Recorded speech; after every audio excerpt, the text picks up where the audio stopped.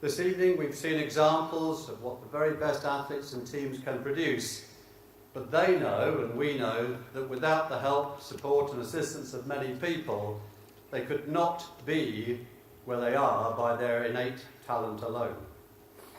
So on their behalf, I thank their parents. I thank their mates, their coaches, and the myriad of administrators of their chosen sport, well, for just being there. Thank you. I also thank the sponsoring companies and individuals who put money into sport.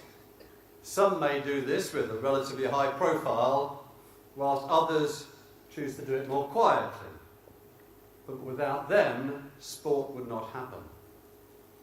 Without our sponsors at the Sports Commission, we couldn't function. And even though the state's part funds our operations, we could not continue our manifold of activities without those sponsors. So I say a big thank you to each one of you and everyone that is here with us this evening.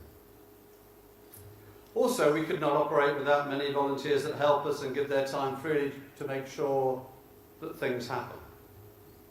At the top of our particular hierarchy are our trustees, who keep our commissioners on our toes and look carefully over our shoulders to make sure we don't go off on tangents. Since the beginning of the Commission, now over 10 years ago, Mr. Chris Day has been chairman of those trustees. Chris was a former deputy bailiff and before that an advocate in the island. He was a keen cricketer, rugby player and hockey player, and in his time, all those things in his time, and at one time coached me in the gentle arts of tackling opposing players on the rugby pitch. He wasn't particularly successful, as I usually came off the pitch with white shorts, still pristine after a game. Well, he's been chairman since its inception and has now stepped down after 10 years of leading the trustees. So thank you, Chris, and thank you to all our other trustees, our commissioners, and all those volunteer helpers. And I'm very pleased that I can welcome Roy Martell to become our new trustee. An evening like this does not happen without a considerable amount of work, and that again this year has fallen on the shoulders of Graham Chester. So thanks, Jesse, and thanks to Ollie and the rest of the team that have put this together. And thank you, Adrian, for being our host this evening, and to Roger also for such an inspiring talk that, as Tim said earlier, will stay in our mind for some time. Roger covered a lot of ground that touched on many aspects of how our sport impinges on behaviour and experience outside of elite high-performance sport, and I'll return to a couple of his comments in a few moments. But the awards this evening have rightly recognised the high performers of today. Our display in the concourse that you might have looked at as you came in this evening recognises the highest performers of those in the past, our Wall of Fame.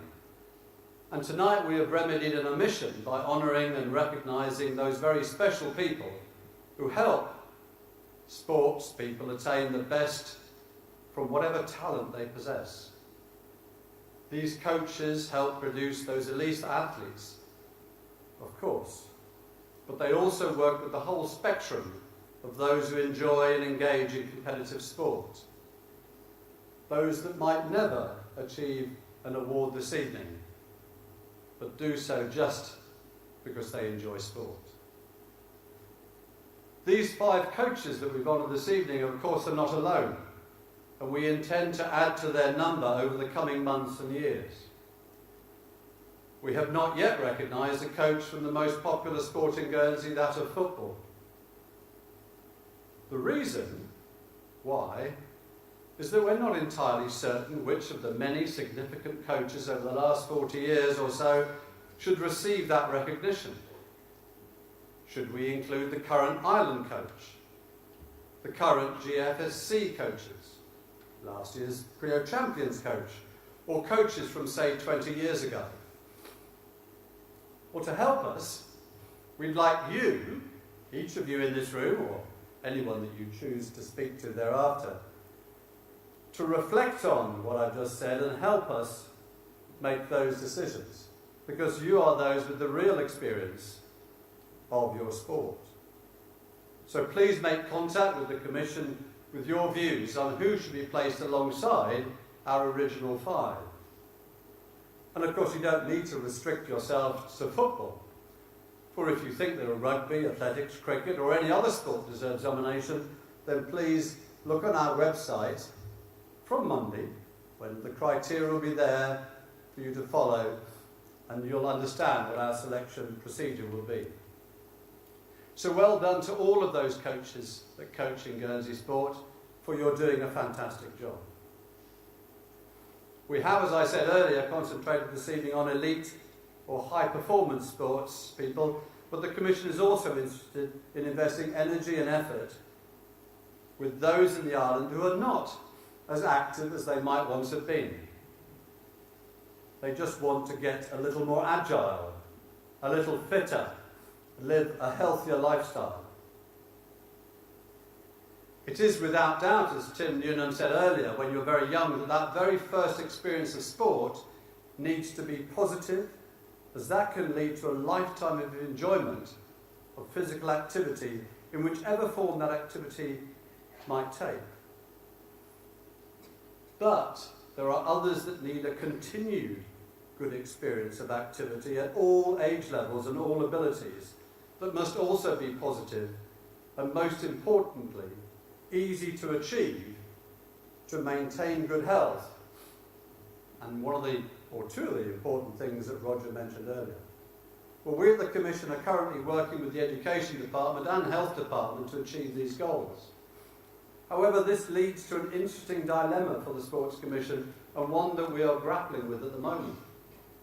Is there a natural boundary through which sport cannot or should not cross?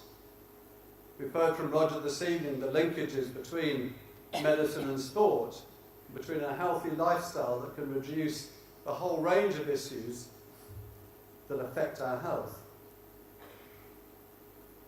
So if you believe in what Roger said, and I certainly did, and I hope that you carry on the message that he asked us to do, who is best placed to lead such an intervention so that the positive health and well-being benefits of continued activity are spread throughout Guernsey's community?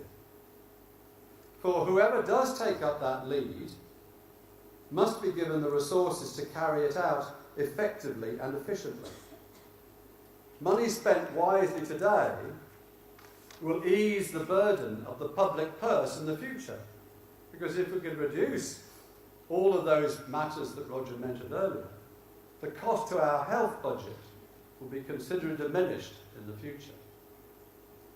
But will those who make the financial plans for Guernsey recognise those benefits in time? Will they invest the money today to save the cost of tomorrow? With the clamours made public through the pages of the Guernsey Press earlier in the year for greater investment in sport, which were met with stony silence, not only stony silence, in fact, a cut by Coniston Employment in their funding of sports tourism was the outcome. You just couldn't invent it. If the states take no notice of the benefits of investing in an existing sporting structure, what chance have we of them heeding the advice of people like Roger, who advocate the benefits of increasing activity levels throughout the community? And this might require a new structure to carry it out. And in Roger's talk, he didn't even mention the scourge or the evidence of obesity.